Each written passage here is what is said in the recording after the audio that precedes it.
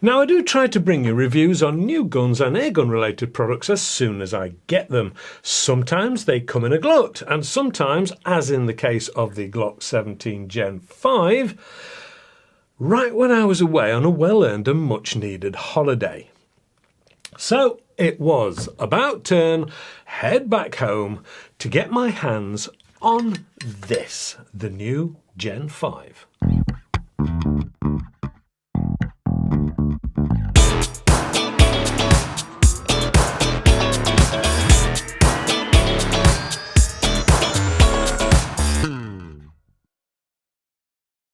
Hello and welcome to AAR on Air. Today I will indeed be looking at the new Glock 17 Gen 5 from Umarex. But what is so radically different about it, and should you choose it over, say, the Gen 4, which has become a firm favourite of mine? To find out, I have both the new Gen 5 and the Gen 4. So, specs first. The Gen 4 is a quoted 200mm long and weighs in at 767 grams, whereas the Gen 5 is 187mm long and a lighter 675 grams. They are both 18 round capacity, 4.5mm BBs, smooth bore barrels, CO2 driven and semi-automatic. So apart from the length and weight, what's the real difference? At first glance, it's pretty difficult to know what is different until you take a closer look, and then the changes are quite evident. You see, the Gen 5 feels like it's starting to move away from the familiar square shape and beginning to include curves. I wouldn't say they were going radical, but the front end is definitely looking like someone has decided to get the planer and sander out to round off the edge. Could it be that Glock are going ergonomic? The grip has also changed. There is a slight difference in the angle, and the shape is simplified with a curved lip. There are no interchangeable grips or back straps like there are on the Gen 4 though. The rear sights are white dots rather than the U-shaped rear.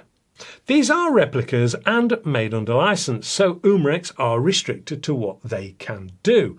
But the replica part aside, what about them as air pistols? Well, whilst it's difficult to feel the slight difference in weight between the two, it is very evident when you hold them both. You see, the Gen 4 is a more solid construction and feels better in the hand, certainly for my tastes. The balance is also better, mainly due to the positioning of the weight, which is due to that more solid dropout magazine, which, by the way, focuses more on the replica accuracy theme. The Gen 4 is the heavyweight, all-enclosed solid item which can be loaded from the bottom once you've pulled back the spring. The Gen 5, on the other hand, needs the spring pulling back and you load in through the top. Now, yes, it must be said that you could adapt this by drilling a small hole at the bottom, but this is not that kind of video, really.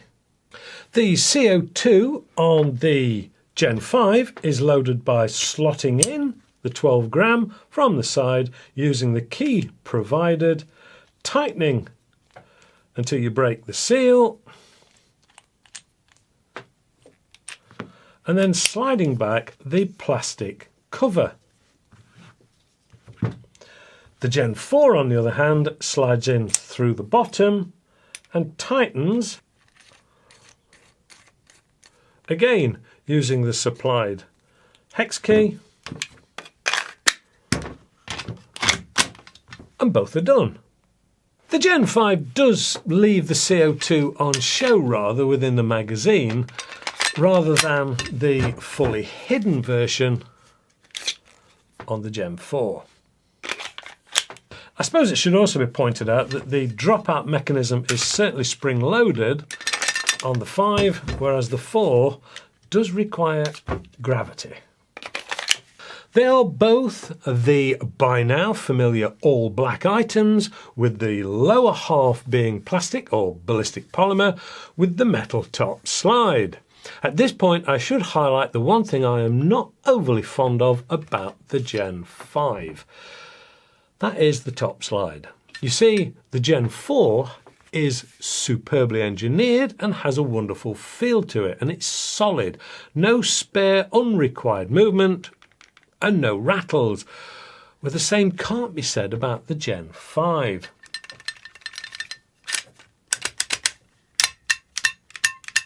Whilst we're still on and around the slide, the action of the two is very different. There is a sure-footed firmness to the 4, which we've already said, that isn't found on the 5. The 4 has the lock open after last shot, and the action is great. The 5 also has lock open, but it doesn't feel as good. The Gen 4 is field strippable.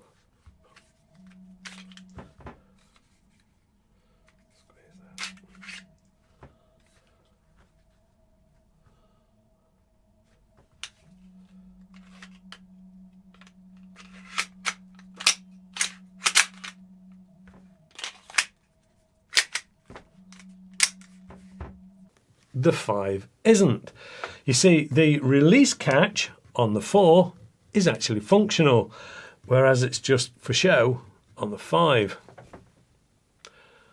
The second safety on the Gen 4 is a metal item, where it's plastic on the Gen 5.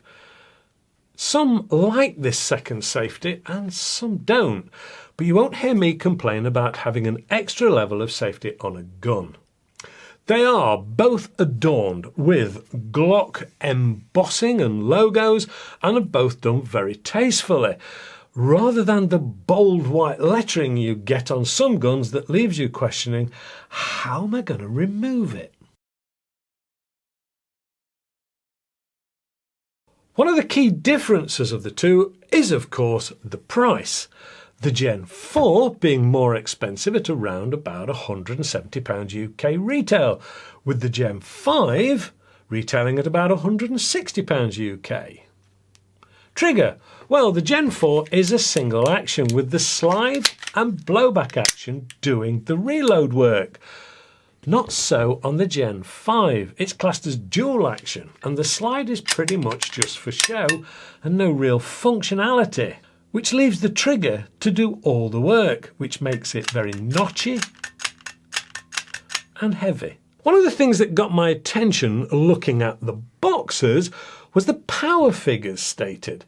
You see, it is claimed to be less than 3 joules for the Gen 4, and yet a lower less than 2 joules for the Gen 5.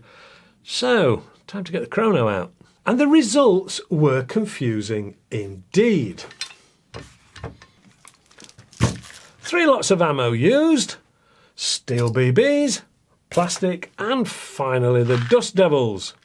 First up, the Gen 4 with steel 5.4 grain gave a maximum of 302 feet per second, which is 1.09 foot-pounds or 1.48 joules. The plastic 2.02 grain saw 448 feet per second, which is 0.9 foot-pounds or 1.22 joules. Finally, the 4.35 grain Dust Devils. 327 feet per second maximum, which is 1.03 foot-pounds or 1.4 joules. So definitely below 3 joules. And whilst it wasn't a hot day, it wasn't so cold to have a big effect on the power output either. So, on to the Gen 5 now. It should be pointed out that the blowback on this is nowhere near as strong, and the trigger cycles the round, as we've already said, not the blowback action. With steel BBs, it saw a higher 374 feet per second, which is 1.68 foot-pounds or 2.27 joules. So at this point, I went back to the claimed power figures on the box to double check I hadn't got them mixed up. No, I hadn't.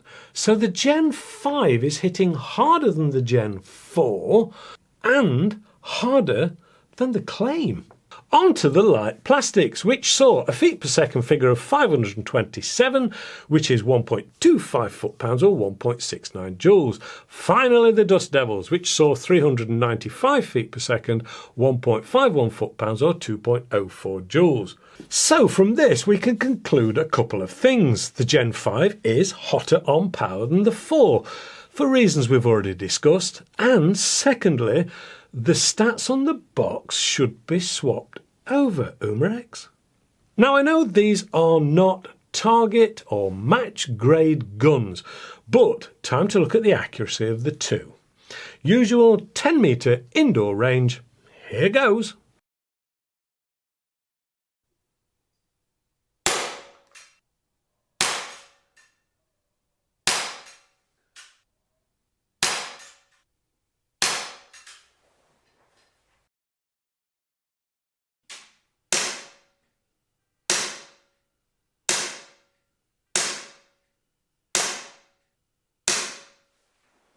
As I thought, neither is particularly accurate and not a lot between the two. The Gen 4 still suffers a little from hitting low and needs adjusting for that, but sadly neither has adjustable sights. So a laser or the like will be needed if you're looking for more accuracy. Once you get used to them, they are ample for a spot of action plinking, and of course they're great fun. So, which should you go for? Well, for some, this is a silly question. One is a Gen 4 and the other is a Gen 5 replica. You have the one that matches the replica you want. And you know what? They're exactly right. If you're looking to add a Glock 17 Gen 5 to your collection, why would you be interested in a Gen 4 anyway? In which case, your decision has already been made for you. Just the same as if you specifically wanted a Gen 4. But if you're not a collector of them all, or a specific one, and simply want to add a Glock to your gun cupboard, then for the extra £10 UK, the Gen 4 is better built. It's got better action, better trigger, not so much more accuracy, but of course it also comes with interchangeable grips and even a bag of BBs to get you going. Oh, and don't forget it's field strippable. £10 difference? Seems like value for money to me. You know, by now Umarex should surely have a Glock to suit everyone's tastes. Nice one, Umarex.